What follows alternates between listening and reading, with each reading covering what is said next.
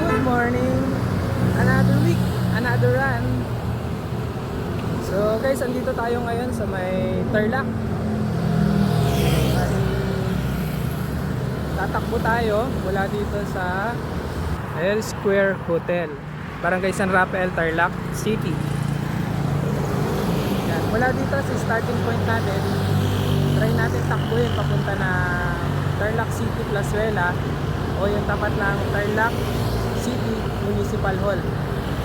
And so wala akong target na distance kasi gusto ko lang malaman kung ilang kilometer ba mula dito hanggang doon. 6:11 AM. So punta tayo dito. I-set na lang natin ng distance target. No target. Open muna natin yung ating location. So start na tayo. Simulan na natin yung ating pagtakbo.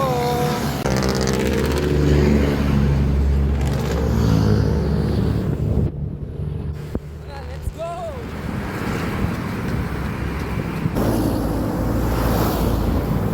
Dito na tayo sa mga City Mall ng Tarlac.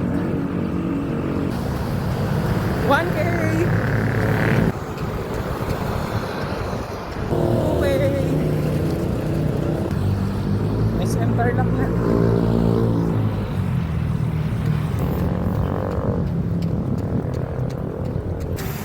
Yan guys, so yung Betis. Yan yung masarap na bilihan dito na makakakanin. 3K! Ang daming city rito. May City Mall, City Walk. Sa palengke may City Market pa. Kaya pala Tarlac City, no? Buti pa si Jollibee, oh. Always positive. Nakangiti eh. Sa pangmarang ko hanggang ngayon, nandun pa rin. May nagaganap pa ng panran, no? Yan, Magic Star Mall. Dito tayo una sumali ng panran. Yan, sa anniversary nila.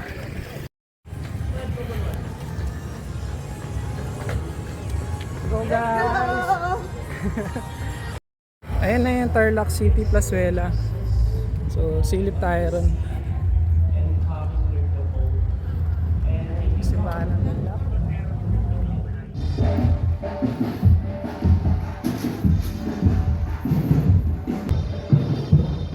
Ayan guys, nandito na tayo sa Tarlac City Hall.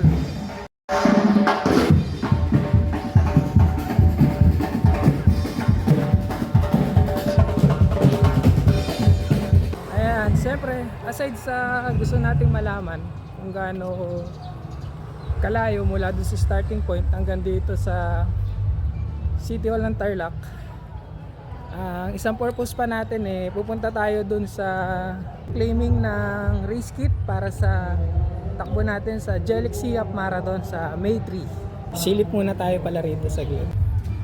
So may naganap na fun run ng 5 km pati 10 km.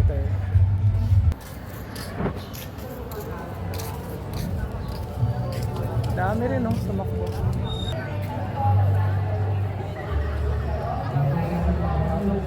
Ayan, papunta na ako doon sa claiming ng race kit. Hanapin ko pa saan yung location nun. Yung distance and time pala na natakbo natin mula L Square Hotel papunta rito sa Tarlac City Plazuela, nasa 3.88 km.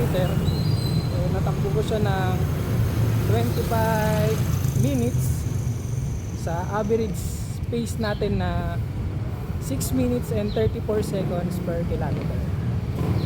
Kanina pala guys, nung hindi ko nga alam na may fun run, nakatakbo ko doon sa dinadaanan nila. Tapos pagdating ko doon sa may mall, sa may Magic Star, nagtanong ako doon sa guard kung may shortcut kasi doon sa may parking area nila, palabas doon sa malapit sa may municipal hall. Sabi ko pwede po bang dumaan dyan? Sabi niya sarado. Ngayon nga narinig na tricycle driver. Eh akala kasali ako ron. Kaya sabi niya sa amin, uy, nalaya ka pa, so shortcut ka pa. Eh natawa na lang ako. Sabi ko hindi po kasi ako kasama dyan. So ayun guys, kapag nag-join kayo ng mga ganyan takbo, yun ang wag na wag nyung gagawin. Never nyong gawin yung mag-shortcut. Kasi unang-unang niloloko nyo dun, sarili nyo. Ba't pa kayo sumali? Eh ayaw nyo naman palang tapusin sa maayos na paraan.